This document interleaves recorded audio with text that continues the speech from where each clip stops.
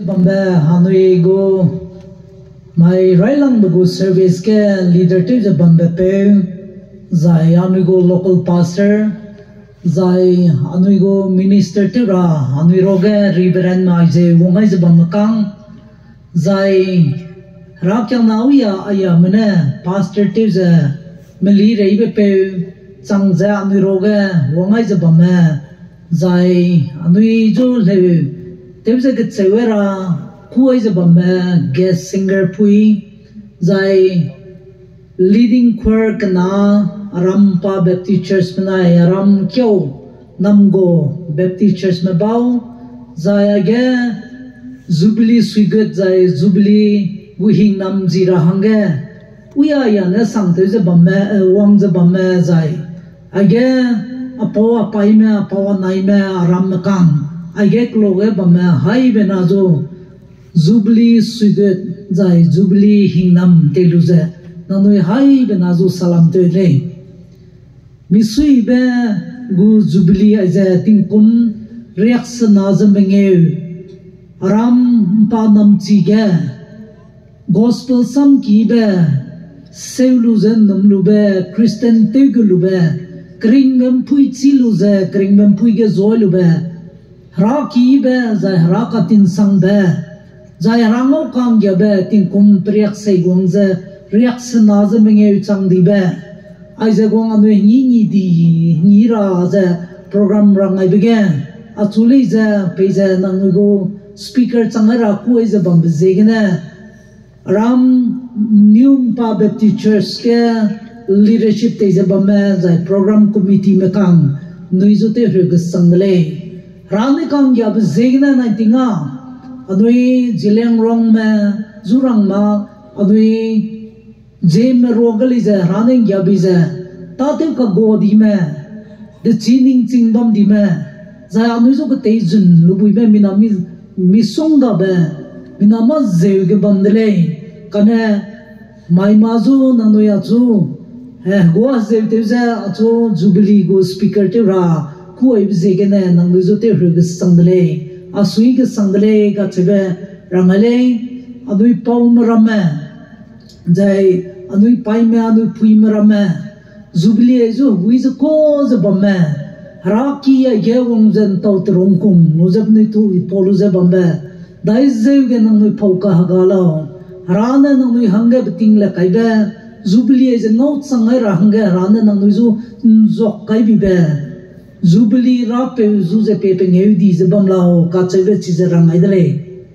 E Zai Akipui Anai Zaya Anai Nama Mina Hang Sumbamle Lema Hangket Rahang Mahangna Anui Go Family Lamgine Nanui Hai Minadaga Salam Bebe Aizenanui Daga Pauchangele Zai My Museum Anuizu Nanui Kala Ibe Ahumza Mi pui pe ba chiam mi pe pui na te lu be pe ba kan sum na ga pui mata kalang pata te chi be pui na te le lu be nanui kala I be ram Jubilee go hing nam le ze anui re ke tap kai ma hai me na chu sap kam do la ka ze pi hi na ga da ze na hai na kle te ze te re ga sang le to ga sang le nanui Krista zigina anui re ke ma ki be te be ai plan ne zigina Misui be za ketobe nanui age rakyam na madaga aje pauchang edle te rebe sangle nanui gu kala aje anui souvenir hanket ket changja ning to je bamra be maro changja anui ki pungwang je bamudle je chinangui da rangale anui langna na ngira program te le mai gene Susan Sumai Namaya no Nigongo, Ranenong Yabiza, Anuizo, Peanui Suiza, Peanigong Rane Namdi, Bepe Adelaide. Namuiliza, Guiza, Kadaza, Kikiete Bam, Iliza, Anawa Namzu Moluze, Pehin Sanapo Zubilizena, Columza, Guiza Bambe, Rana Nuzo Tegomaiza, Nini di Yagano and Kekatu Adalu Zigna, Diza Timonzu Toga Sandale, Katubirangale. Nanui magdam mi ze, as a kadai be, zai holy te mi ze te be, ai giờ mà ta mi te gong hong mà bấm lệ mà tên rui xia bê bấm lệ mà mi kia cũng giờ ta mi te gong bê zeu xia bê bấm lệ cái này na nuôi rai đi giờ na nuôi cái này bây giờ na nuôi ta bấm bê nuôi ngô bê cái đấy đó mai cái sinh ram bên na nuôi golden jubilee te lu giờ hli hang đại mai cái cũng sai mà klo te ka gong giờ mong kolong chi je cũng sai mà klo đi beria đấy mina kia bê câu ram lệ cái này nuôi hang đã cái raki je cái mà gan đuôi ra tiêu giờ cái nuôi lấy giờ agum giờ kia gali mà lu giờ mình gạo gì bri bom này cái này nuôi mày này mình gạo tây ta đi giờ mi chiam ki bê mi ma mình ki bê lấy nè tiêu lu giờ bam te mi chai tàu te mi chai giờ agum giờ razu to giờ nghĩ ra na nuôi cái đại giờ bam ngau lu mi suy cái sang đấy pe Christian nghe đi lao cả chế bê chỉ giờ na nuôi hai mươi nada cái mi suy bê răng đấy na nuôi mà ning chọc cái bê nuôi ta ki bê giờ ngau lu giờ mi suy cái sang đấy anh nuôi nghĩ mi giờ nghĩ ông cái đấy cho mai năm mai anh nuôi cũng giờ lấy lấy tên mi tiêu cái nghĩ lấy nghĩ mi rằng cái chung ngom mi giờ ngồi cái đấy cái anh nuôi mi na ring tiếng anh này guarantee cả bậc cầu lấy đại lo the câu quăng là mấy chim mặc gì cái này ra nuôi hàng cái tiếng gì bé bé lo này nhưng cái làm mai đi mà mấy cái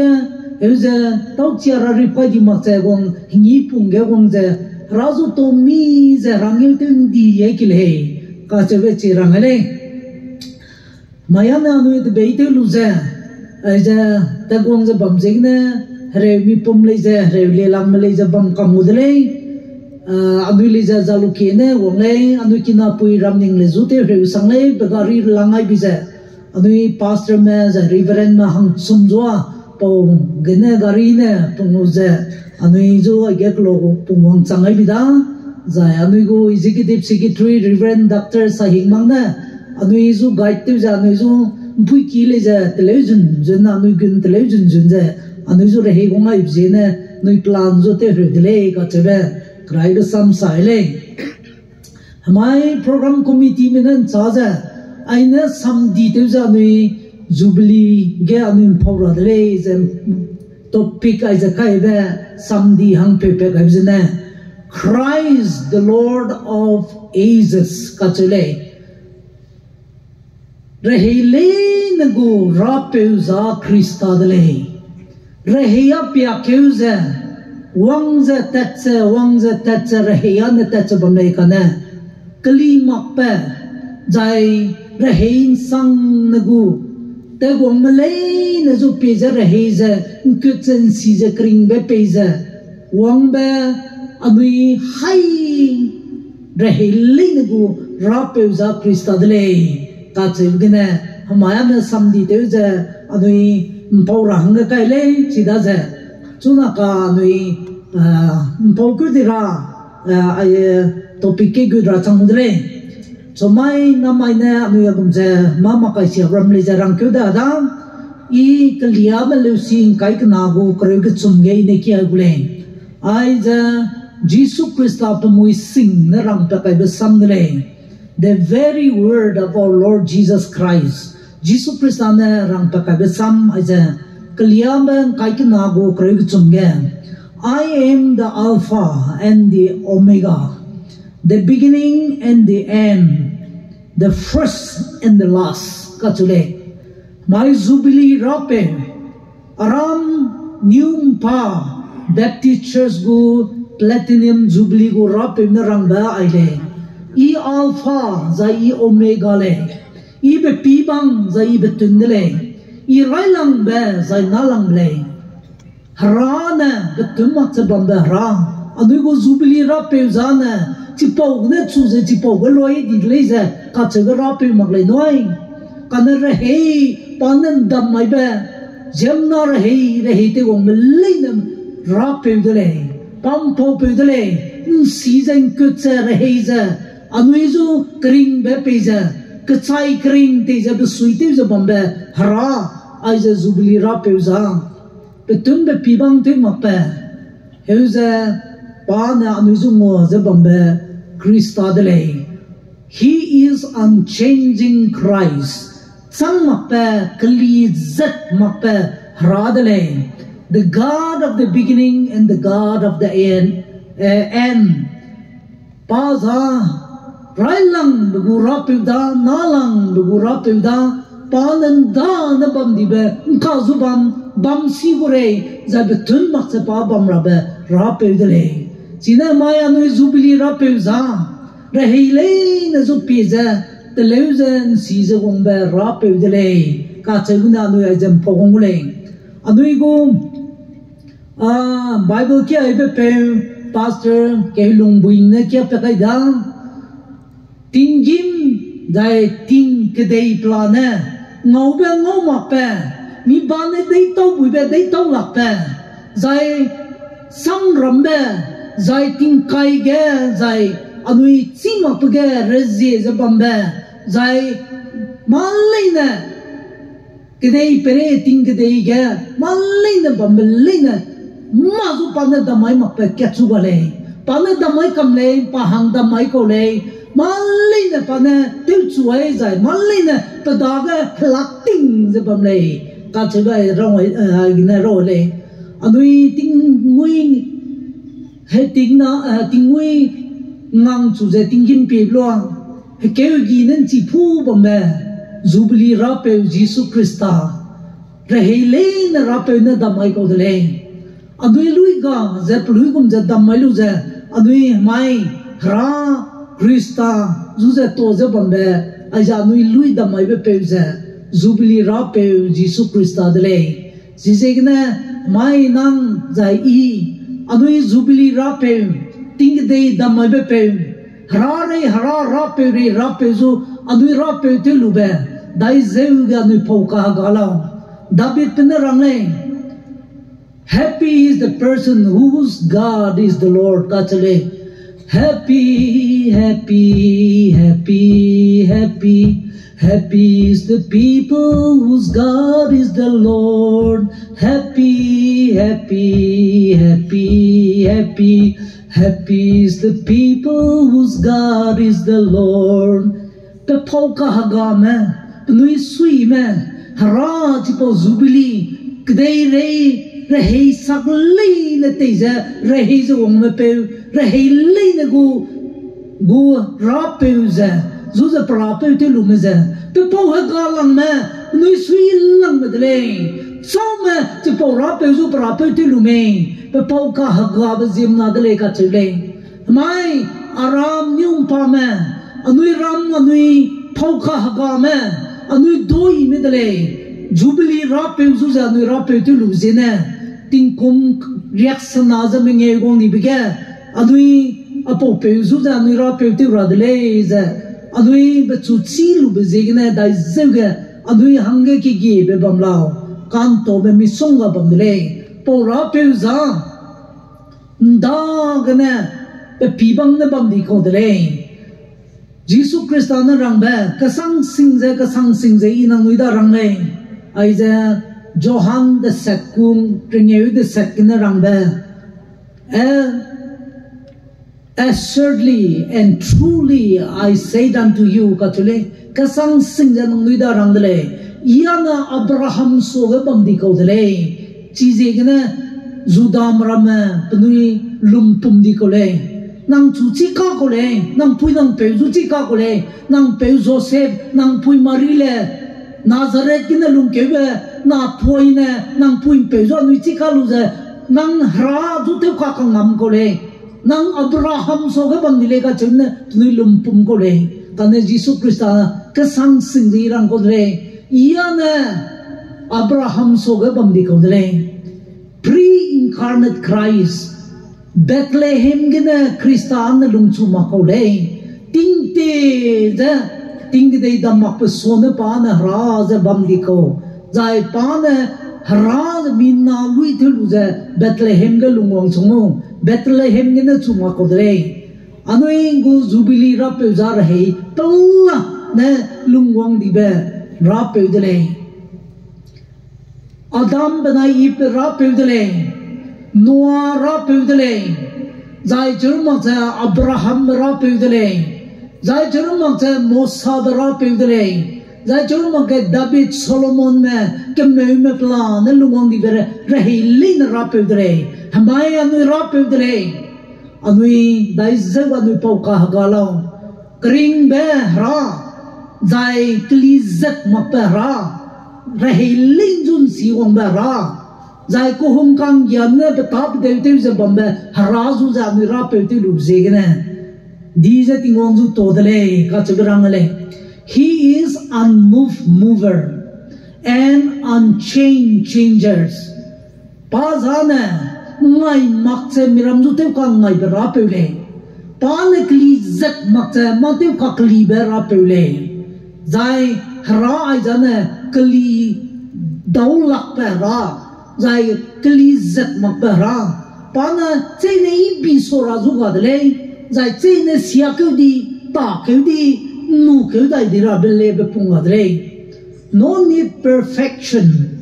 because he is absolute. Neither perfection nor deterioration is possible with God. Pana ibi so bira, nda so ibira, prensi bira, ningsing bira ble God le. Zainda so leze ta kevdi, nu kevdi, sia kevdi, sing kevdi ze. Hera belletu badle, haran plui bambera, zai rahele nege pan plui bambe harale. Anui ke de re gol roi bige makat tale ne rahi petse anui kli zate gong ze bambe rahi ge anui lungne anui pebu blog ke de re ge klumbe rahi so rahi sambi bidle. Ina apezu irang le apego nanga kadai ke nangau le gachule I apedarang ebe anui pom rama anui pem rama aiga anui puim rama anui paim rama aiga dung turung kung me bam rama rehi ke nangau di kolom le anui pau paim razu chi magzi kemui bi ke tham ze aiga hang seuki le seuki te lu ze hang leu tu ze leu re ze hralam chi mang za bam tinga zai modern civilization kadai prelung to chu be hli katsu pelam pleu chi mang ting ju pnua lung tau di ko le ka lung hang ze minam to pe cha mai 21st century mai pnu ring jang ngai ba me telephone la halau gari ne kalo pakpang bame karahi pakna be pnu ka dei na ngau le the first world razu chi mang be luilung pnu ngau di ko da razu chi lu be chang de gum lung dai me ka lung be le je ngau di ko de le chi ji ne mina klung be rehi chai sui ja kli ta che bam de kalung be ting tia na po je ngai ki ne zoi soi bam ko le kana maya timpi kina kagam kina pu kulo le ja town gum ja electric ne pu hige kina pu development gong gi be gari ne te gong dung bia piki je gari ne dung ting bam di be no lu ja kli hi ke dei pre na kli bam le kana Jubilee rap pe ja kli zat mag le pananda lui bam de chi ja nu chi ra de jai technology is changing. Kadai prega mina te lungbe marorame kli zabam le nda anui pina te ke uta hang zabam be maya mina ke me pe pita tale gari reige cholo engine reige cholo je wong kam ne jai nda ne anui gari le je no to maprame maya ne gari malik changkam da gari phau changkam le jai mane hadui nei ne ju tatle ma klim bung ne ju tatle ma agem na anui rahang hale me kakali ja agem na ke me klim bung cho tolu ja klim bung ne nui bei te ja ke hang bam me ko nia di ko le maya nda maya klim bung anui pau pai me rei tinga lim gong mi ble ja pelu ja mi nui dong ga ning pa chilak cha bam ja maya ne klim bung cho ba ko nia di ko le ile je klim bung no dai ze me sto di ko le sei le sei ditale keu hang ba uya ya ta ka be klim bung ne 90 ma kam be be he le I dui nei nen ka ne kam be dile I Calcutta na Andaman Nicobar Island ke give dui nei na lang badai na ta mui te ba dui nei na te le meaning daw lakpan niya na tunaka kedai pere ya klize ta che bamdre ndana television tingkum kai soga kai minge soga himre soga television ham ke kiye pungongai ne le ja black and white china na zu wangja mina ne kalu je pile maya na ji pauja television pera tv pera ongno ble gong tale ta ba ga bam kam ne le ai nen to chu da ndana letter role inland letter na nongge envelope de kai lu je long lu hang ke ga do bala je stem lu je teule chi pau chang ne telegram petre chi pau chang ga telegram ju ta di pau cha ya telephone dialing krr chi pau de pa dai le pau chang ang ka ne mobile ju dai ze gu generation hang di ko long ka nu ba ga te lu je ra je bambe ga cellular phone le ge jai pe zat ke cham company ke cham pe mi hung be mi songa be mro rama nu ba gan ka bamno ke dei pre plan sa ko no mi so la kam de nai ti ha apo re he ga ke dei pre re he pe che cham te kyu bang le ka ne Jubilee ra pe za re he plan ne sam je te gong kli je te gong ba me le je pa ne sam je mang le kli je mang le lui run je bam le da lui je bam le pa ko hung be kli mang le pa kang ya be kli mang le zai pa ka tin sang be kli mang le pa ngau kang ya be kli zat mang le pa mina zu lun be ze kli zat mang le zai pa hara ze kli zat mang le hamai miram zu ngau ko hung kang ya be ze mai chang zu hung ze kang ya le hara ane pa ne rahile na gura pe klizat mak para pe le ka chebe chije nuida nu ai mina nen chache ngau zu bombe rangale political kedai prege pi gomlo nda miram bang te je miram zu nai problem British miram nda kedai nai gomlu je penui dei hang je kedai ke te lu gom maya ne so kam malu pram ga li gong zeng ka ne punui ke dei rune te bam de le Alexander tinga ja Napoleon tinga dugum za sipai ma gore je te lu za ke dei nai gong me maya ne chi de so kam ni za ka ne wang pe gu country pe gu pe zat nation pa hai ne se je chu na ka independent gu nation rame miram bang te ta di je independent ni bekau khammen nam be ga di bekau lung zeng ne te be ke dei re ga pnui ting pnui dei mo pelu je lung di be mi songa political a kali ke sang je politica ne ke dei pre ge te gong bam le nda ana rahi te ti be rahi rama mi chi chang lak param mi songa je ta te wong ram je an ka kali wong kam je bam le kedai perega hangsa malung ibi mui hangsa malung sia bibi mui hangsa me ko company a di bibi pe mui company le ke chibele pe mui company ke sana kham je close chabi kam yang malu je loi de te dai chila kale je kham ke le la mui kedai perega kli je bam le kana nang rape je kli zat maka anui no khang ya kana anui zo te lung me pe ze plui ze bam de le chi ja nui chi ra ecology kedai brega ai ze singbang gi re he ne kan ruina ram me kli wong ze bam de le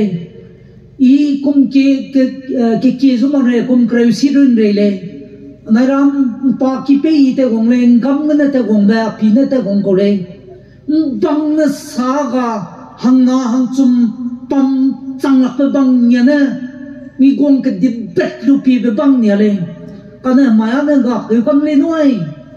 ke dei anui dei ze pro ke mi de le bi pung ta kam le dai ka na thal lui bam ra ma ya na Rahi ka chi be pa kai zu da de ge mapla na je ga ke di jai ngau ta bi de le kaun rui na radiam ba me ke pi dung radiam ba me so nga na la lai bam ram ngau ta kam mi de le I sang tam na ke de Nagaland ge sang tam na ke de ge mission conference sang de le talu ke de ti penui ram ke de ai gari na penui na chupung je ta ka hong de ruin pui ko se male ga di ko de le Rahei kedai prege malai na kli gong za bam dre ZBCC na Nagaland Baptist Church Council zu ka gya dre ka gya bloga ZBCC mbau na klok ruina kapra lang ai biza ruin ram kapon ruina na nu gun de za ma hanam kau na ram ma kau na ruin ram na nu gun de bloga Nagam ram na nu zeleng rong ma zu nu zem zu ZBCC ya lung ma benui zo ka hiam bo zo rang ai dia pa nang noi zelang menungau nui zelang rong menungau nang noi gi te wi ke sang de le ka na ayan za zu lao anui dei gang no ta kam ni khop de le ke che le ke dei pre je kli gong mi de le noi zai gi re he ne bang zai ka ha go zai khori mắc công rủi nè pla nè kli gong ze bam dre zai chiu mak che climatic changes wang ta ting lum ting ti so na kli di be ke ching ra ma chi bam mu dre nda nu na lo hi da 19 nga hi da ka chuble nuan che pe bam mu dre mi ma ka chi me ke dei pre ke scientist maram na rang ba Kedai break lita coba me North Pole, wih na me kedai pom rei me South Pole kedai pom kang me, ting tia kebun na, heuza pauza tui ke maksa hui ke maksa bamba, heuza kedai as a global warming, kedai pom as a lumbi di zena, wang kedai pom rei me le kebun ram hui ke Zai kam le ke bin hui ke je dui sungkling ram dui na set chole hang bibi di je ting kum him re chang na ke dei pre ke city di ram ke le dui kang dui na nai go che nam di ram nam te do lok ting gong de le je bam re zai ozone layer ka che ba nai mik ne phu ke je nang chu thau ba je adu re ke tau je ma te mi gay ram le je tem sia lu be cancer lu be ram mi songa je ozone layer ka chule saram ko ne chi po nop chen nop nam bam je ai ge ting kai sia be gari gu ting kai me hemi te we gu ting kai me zai factory gu ting kai sia bram me air condition gu ram ting kai sia me plan chu ga hak kam di je Chigina mina ke rata ne mi sunga kedai berege pekam dere chija takum ra ting kum ket gari te takam hai refrigerator te takam air condition te takam luze ting kum high ket chija te tai mak le chija takam nak le anui ke dei sia ke mui dere kli ke sang dere ka chule rehe chai suiza mapla ne kli gong ja bam dere kedai berega mina lui longa kaun ruina te lunga mbang sing bang ram ga kedai perege klumba ka ge ba jai ting kai ting ruije kli gong je bam dele kana aja nu mai chi rabza nang rape nang chu ku ai be pe jai anu zu Jubilee te rahang pe be pe za kli zat ma pa malai ne ga plui je bam le He is the same yesterday, today, and forever. Panan zi mai zu plui, zain so mai le plui ba mulai ka chole ti wong sam ngarang ba. Nang rape za kli zat makpe radle ka chebe chi ja anui hai me na ne chi bam radle pa li kli makle kan zai coupling te be hara lui lung je ket chu kli zat makle. Ting tiang sam ba no maya rati le belat makle ting tiang ya chi ba ma maya ne tiêu giặc cái plum đi lệ hả lệ chăm đi cả chế về gà lệ hả nó plui giờ bầm đi lệ cả chế về anh chi ra his power is never changed his power is never changes ta gu ren chi ra to create and to destroy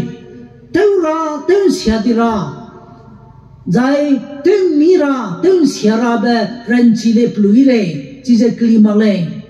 giải lươn này be ra giải ngày tu đi ra ble je plui lệ klima lệ chi ra anh chi ra da giải tiêu kli hi lu ra be giải tiêu chăm xây lu ra be ren chi lệ je da lui lệ je pa kli zat mag lệ giải kli ra tiêu cheto ra giải chom mag je sai kring me pe ra dai tiêu check ra je ne jo pe da gan da ren chi bam lui lệ ke chukli dup chuma khod lệ giải tiêu mi ra giải restore the lewe ra pe ra koi thora be ren chi bam legenda lui lệ da mai noa ki re heiga hamui te mi jo tiêu cha hiam ma duina na hiam do di gom sodom gomora ga hamui ge sia te be ha ka ma ji ne mi wi ke je tin sia to di be mo gom ja mai tingwang ne je sam ram lu be mi na zu tem ga lu be pe da ga ren chi bam be nda lui le hra ne kli zat ma pe hra le nda mai hamui te be pum zo te be pui zo kristane nang chulun le nang sui zat ta chulao hamui te ta lo noi je lu na bi be gu mai le je nang Jesus Christ zo ra pe ga wi mui ko le a chulun na lao ji za mai le je mai mu je le je mai Jubilee te ke mai le je nang chulun na ngam ra rezela mu le noi nda mai cross ke ling nei ga po chulu gok cha bam me pe zu le hawang ga nang ramong chang ba mai a lining tawala bloga mai na se je nang a chu mo lu za paradise ke bam diu le je thai tingin ta ra be ticket thai kring be pe ngam mai mu je le je nang chu pe ngam le noi jai zakya bu zu je mai mu je wi ne mai ge na nang ki ge teu kan ring mo gwang le je rang ai di be mai mu je li je teu kan ring be nang ki kla ke nang re ya gwang lu be pe ngam be hara ne kli jet mag le da ga ren chi re la de lun ra ga ren chi la de china hara zu je anui mai Jubilee mai kli mak pe hara nung te do bu be hara zu za anui agum je ta chung ngoi lu je pe da ga anui gwang je pe hing nam ngom lu ke le pe da ga pe ngau gya pe lu ke le ka che be che nui da ra le pana samria te rama his promises of provision pa je pegule kilau pegule je samria te be plui de le nda gong ni ber hegi zum da plui hamai jo plui pe gu samria je klizat male his promises to protect said to help protection and help anu zum gu mai gule ka chebel je klizat male his promises of his free salvation teu kan ring me pe ra samria te bli je kli zat male pa nu ju lunai gule wangao ka che bli je kli tup male wangom ju lunai bi bam le ka le ja dai anui mina zo nom te chi lag le akang me mina ke ada ga samria te le Rabi i nang chu ngai gule noi nang chu sponsor te gule nang chu ngai gu ministry support te gule chi je pe gule chi je ngai gule be ina ke re ga rangai be te phui ma guin ta ko ta di be zemna ane khule kana mai hara anu go Jubilee ra pe za re hei pla anu go thau pe za jai helei pla ne re hei pla ne go ra pe za krista ai za ne pa ne kli zat male red zat mang pe le anui be chum num te do le pa nu su lu pe kai dau pa nu hang ge pe dau jai pa nu hang ge te we dau jai pa nu su tin mi dau jai pa hing na mai dau jai pa tin ring ai dau jai tingim ngo takalu bube renchi khali je pe dau padaga renchi bamba plana kalizat makle tingte tingim gina hemi lang keuza peza kemem peu ilia begu kerubara ruai be peuza maileja nang hangge miracle ning daulak peta pate lu bube renchi rezela le noi nang machun num le jai ndang mai ilia kemem peu mina kedege hakum kum dije ma zo te raga dije bamlo ga rane ngak puizu je mai ken sanne pa hanga ke te sak po hongra rana langai bi be miracle ning daulak pe tu be ra mai le je nang chu pe ngam le noi nang te ra nang le pe ngam le noi jai ndamai mi pui ting kum kreu ke na hazai je doanga uya ta kai daula aya ta kai daula uya ta kai daula gu heura pla nan so mai je uya aya re hu chi me ke dei brege mak chi lu pe pro bam lo ta donga te so ra ga krista ga da ga gong ga mai pe pai ne to mai blo pe pai ri de blo ga pe da ga healing gong di be go re je mai krista pluili noi krista guren chia healing guren chia pluile mai nang ba chu nom je pe chu de e to mai le za krista ne re he pla na da ga ta te je bam pe mai le je nang da ga ning dau lak pe healing le te do bu be ren chi re je la le krista zo nom bu le krista zo nom te do le mina ane sam ge ke rang lu le nang ka gui be gum na wang chang lak ti ti le nang nom mi bam le nang chu te khang ngam tham mai bi bi le nang gui bam le je nang chu chu oi bi bi le nang chu do ye bi bi le ka ne krista zo ne anui nom te do le de ko te lu za pa rajat ma to ko le pa ne pe samria te phui be krista le pa ne te be krista le ji da je thara da ga nang nom mi je hamai be da ga zo le za te chum nom te do bui be krista de le i be chu ngo je ting kum hedai je si je ta han le mai ke mai zo chu te khang ngam mai be mai ke mai ge zo pe a chu te ngam mai be te mang le pa ka sam sang be plui de le zai pa ne ku hung kang ya be plui de le zai pa ne ka lun be je plui de le pa ne te kam mi be je plui de le